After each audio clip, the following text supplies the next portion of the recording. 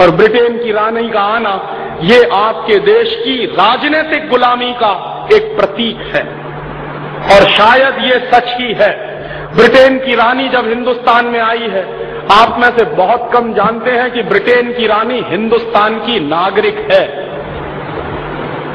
कौन से कानून के आधार पर, आप पूछेंगे अगर मुझसे, तो कानून कौन सा है? 1897 में इस देश में एक कानून बनाया गया था जिसका नाम है इंडियन सिटीजनशिप एक्ट। और 1897 में वो जो इंडियन सिटीजनशिप एक्ट का कानून बनाया गया, वो अंग्रेजों ने पारित किया था लंदन में। और अंग्रेजों ने 1946 के इंडियन इंडिपेंडेंस एक्ट को पारित करने के बाद क्या किया था? उस कानून के पारित होने के बाद भारत और पाकिस्तान का बंटवारा किया था अंग्रेजों ने। बहुत कम लोग ये जानते हैं कि हिंदुस्तान और पाकिस्तान का बंटवारा अंग्रेजों ने किया था, बाकायदा कानून बनाकर। और उस कानून का नाम है इंडियन इंडिपेंडेंस एक्ट। और उस कानून की प्रस्तावना में, प्रियम्बुल में बहुत साफ साफ लिखा है कि इस कानून के लागू होने के बाद भारत और पाकिस्तान दो डोमिनियन स्टेट्स बनेंगे। डोमिनियन स्टेट्स का माने क्या होता है? एक बड़े राज्य के अधीन छोटा राज्य। डोमिनियन स्टेट्स का अगर शब्द अर्थ जानना चाहे तो चैम्बर्स की डिक्शनरी खोल लीजिए, ऑक्सफोर्ड वाली खोल लीजिए, दुनिया की किसी भी अंग्रेजी किताब की डिक्शनरी खोल लीजिए। डोमिनियन स्टेट्स का माने एक बड़े स्टेट के अधीन एक छोटा राज्य। माने हम, भारत और पाकिस्तान 1946 के उस कानून के आधार पर डोमिनियन स्टेट्स बनाए गए हैं, ना कि इंडिपेंडेंट नेशन। और डोमिनियन स्टेट्स और इंडिपेंडेंट नेशन में बहुत फर्क है।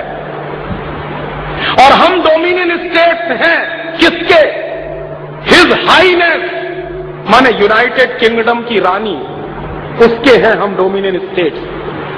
1946 का इंडियन इंडिपेंडेंस एक्ट भी बाजार में मिलता है, आप खरीद लीजिए, वो भी 10 रुपए का आता है। उस कानून को पूरा पढ़े या न पढ़े, उसका प्रियम्बुल पढ़ लीजिए, आपकी आंखें खुल जाएंगी कि क्यों ब्रिटेन की महारानी का नाम हिंदुस्तान के राष्ट्रपति के नाम के ऊपर है। इसका जवाब मिलता है 1946 के इंडियन इंडिपेंडेंस एक्ट के कानून। और अगर 1946 के इंडियन इंडिपेंडेंस एक्ट के कानून में हिंदुस्तान और पाकिस्तान दो डोमिनियन स्टेट्स बने हैं, तो हम इंडिपेंडेंट नेशन कहां हैं फिर? तब आजाद कहां हैं हम? और शायद आप में से बहुत कम लोग जानते हैं कि हिंदुस्तान की जो एंट्री है कॉमनवेल्थ कंट्रीज में, तो कॉमनवेल्थ में हमारी entry as a British dominion करके है, ना कि इंडियन रिपब्लिक के नाम से है। और ये इतना गंभीर प्रश्न है, ये गंभीर प्रश्न हिंदुस्तान की आजादी के समय उठाया जाना चाहिए था। और कुछ लोगों ने उठाया भी था, लेकिन उनकी बात को किनारे कर दिया गया, क्योंकि उस जमाने के जो बड़े नेता थे उनको सत्ता की और कुर्सी की वैसी ही भूख थी जैसी आज सीताराम केसरी को है। मैं आपसे बहुत विनम्र शब्दों में कह रहा हूं कि पंडित नेहरू के मन में जितना लालच था कुर्सी का और सत्ता का, वो उतना ही है जितना सीताराम केसरी के मन में है। कोई फर्क नहीं है। पंडित नेहरू एक मिनट भी प्रधानमंत्री पद की कुर्सी मेरे हाथ से चली जाए इसके लिए तैयार नहीं थे। और इतिहास इस बात को अभी खोदेगा किसी दिन, तो जवाब मिलेगा कि हिंदुस्तान में सरदार पटेल के नाम पर कांग्रेस में जब वोट पड़ा था, कांग्रेस वर्किंग कमेटी की मीटिंग हुई थी और कांग्रेस वर्किंग कमेटी की मीटिंग में यह फॉर्मूला निकाला गया था कि कांग्रेस के तमाम प्रदेशों के अध्यक्ष जिस नाम पर वोट डालेंगे वही आदमी हिंदुस्तान का पहला प्रधानमंत्री बनेगा। और इसका फॉर्मूला कैसे बनाया गया था कि जिस आदमी के नाम पर सबसे ज्यादा वोट पड़ेंगे वो कांग्रेस का प्रेसिडेंट बनेगा और कांग्रेस का प्रेसिडेंट ही हिंदुस्तान का प्राइम मिनिस्टर बनेगा। ये फॉर्मूला कांग्रेस वर्किंग कमेटी ने निकाला था और उस फॉर्मूले के आधार पर वोट डलवाए गए थे। और उस जमाने में कांग्रेस में 15 प्रदेश अध्यक्ष थे और 15 प्रदेश अध्यक्षों ने जब वोट डाला तो उनमें से 14 वोट सरदार पटेल के पक्ष में पड़े थे, 1 वोट पंडित नेहरू के पक्ष में पड़ा था सिर्फ। और जब पंडित नेहरू के पक्ष में 1 वोट पड़ा तो पंडित नेहरू हार गए और सरदार पटेल जीत गए। तो कांग्रेस वर्किंग कमेटी के फॉर्मूले के आधार पर सरदार पटेल को कांग्रेस का अध्यक्ष बनाना तय हुआ और सरदार पटेल जब अध्यक्ष बनेंगे तो वही हिंदुस्तान के प्रधानमंत्री बनेंगे, ये भी तय हुआ। तब उस समय पंडित नेहरू ने कितनी गद्दारी का काम किया उसकी एक घटना मैं आपको सुनाता हूं। बहुत कम लोग जानते हैं कि जिस आदमी को आप चाचा नेहरू कहते रहे उसने सारे देश को कैसे बेचा है, उसकी आप घटना सुनिए। तो पंडित नेहरू के चरित्र में और सीताराम केसरी के चरित्र में आपको कोई फर्क नहीं समझ में आएगा। हुआ क्या, जब सरदार पटेल वोट जीत गए 14 वोटों से, मैसिव मेजॉरिटी से, तो तय हो गया कि अब तो कांग्रेस के प्रेसिडेंट सरदार पटेल बनेंगे और पंडित नेहरू हार गए, जमानत जब्त हो गई। कारण क्या था, पंडित नेहरू को कांग्रेस में कोई पसंद नहीं करता था। ये सबसे बड़ा सच है, कांग्रेस में कोई पंडित नेहरू को पसंद नहीं करता था। क्यों? उसका कारण था कि पंडित नेहरू चुरूट भी पीते थे, सिगरेट भी पीते थे और लेडी माउंटबेटन के साथ उनके जो संबंध थे उनके बारे में कांग्रेस का बच्चा बच्चा जानता था।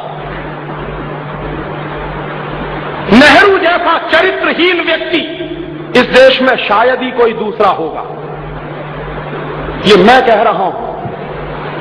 और उस कन्विक्शन के आधार पर जो नेहरू के बारे में जानकारियां मुझे मिली, और आप अगर ये जानकारियां देखना चाहें तो मेरे पास ऐसे 4 फोटोग्राफ हैं जो पंडित नेहरू की धज्जियां उड़ा सकते हैं इस देश में।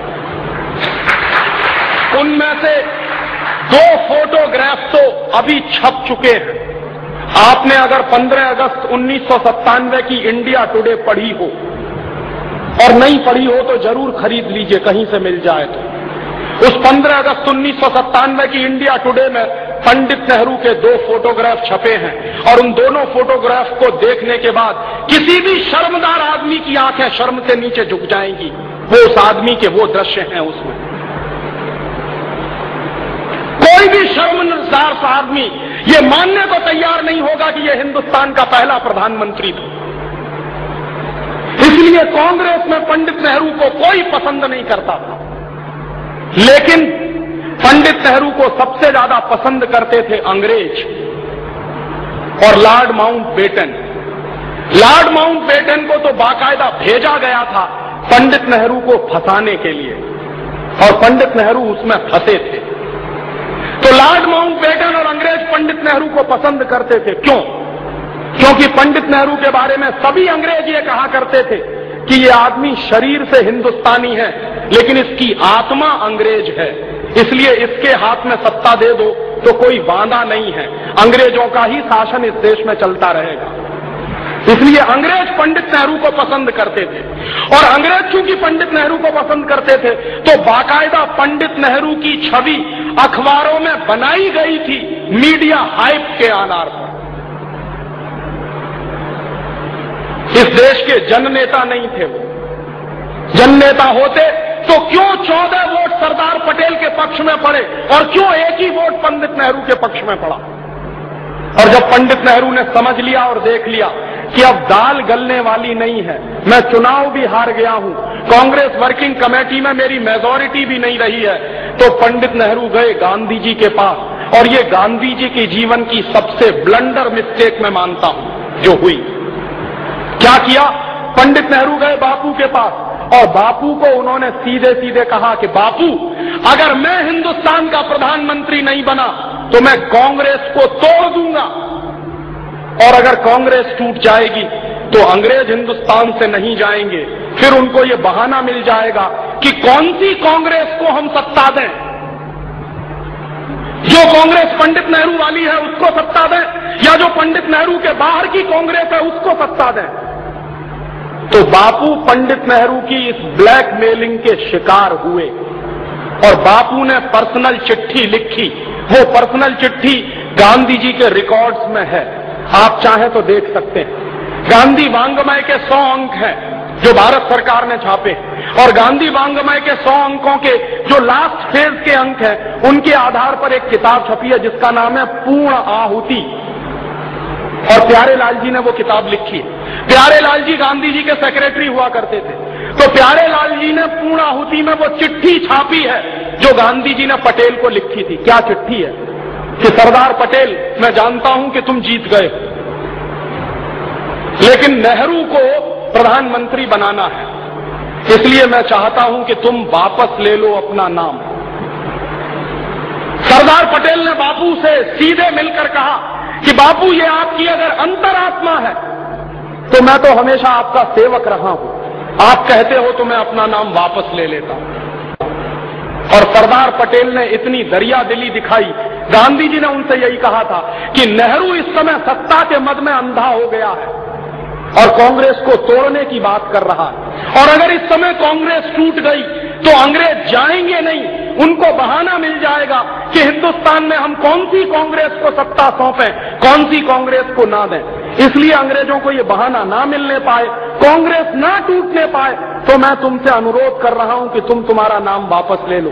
तब सरदार पटेल ने अपना नाम वापस लिया और इस तरह पंडित नेहरू हिंदुस्तान के प्रधानमंत्री बने। किस तरह की चालबाजी से हिंदुस्तान का पहला प्रधानमंत्री अपने पद तक पहुंचा, आप सोचिए जरा। इससे कम चालबाजियां आज चलती हैं क्या कांग्रेस में? ऐसी ही चालबाजियां तो आज चलती हैं कांग्रेस में। ये कांग्रेस का चरित्र है, चालबाजियां करने का कांग्रेस का चरित्र है, और उसी चरित्र में से ये पार्टी निकली है। और इसलिए इस पार्टी को अपने सत्यानाश और दुर्दिन देखने पड़ रहे हैं हिंदुस्तान में। ये वही पार्टी है जो 1885 में बनी थी, और इस पार्टी के बनने का इतिहास भी गजब का है। आप में से बहुत कम लोग जानते हैं